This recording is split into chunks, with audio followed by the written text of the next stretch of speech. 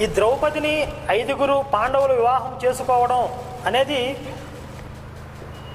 ఆ రోజుల్లోనే ఒక సంశయాత్మకంగా మారిన ఆ విషయంలో దీన్ని సందేహ నివృత్తి చేసింది ఎవరో తెలుసా? సాక్షాత్తుగా వ్యాసుడు. వ్యాసుడు వచ్చి ద్రుపద మహారాజుకు వివరిస్తాడు.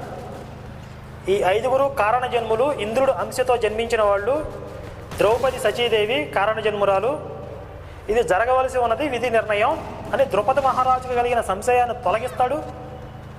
అయినప్పటికీ కూడా లౌకికంగా చాలా జాగ్రత్తలు తీసుకోవాల్సిన విషయాన్ని కూడా ఆయన తెలియజేస్తాడు. వీళ్ళు ఎలాంటి నియమాలు పెట్టుకున్నారంటే 5గురు భర్తలు అయినప్పటికీ కూడా ఒక భర్తతో ద్రౌపది ఉన్న కాలంలో ఇంకొక భర్త దరిదాపుల్లోకి కానీ వాళ్ళు ఏకాంతంగా ఉన్నప్పుడు కనీసం వాళ్ళని కంటి చూపుతో చూడటం కూడా దోషంగా, పరమ దోషంగా పరిగణించేవాళ్ళు. అలా ఎవరైనా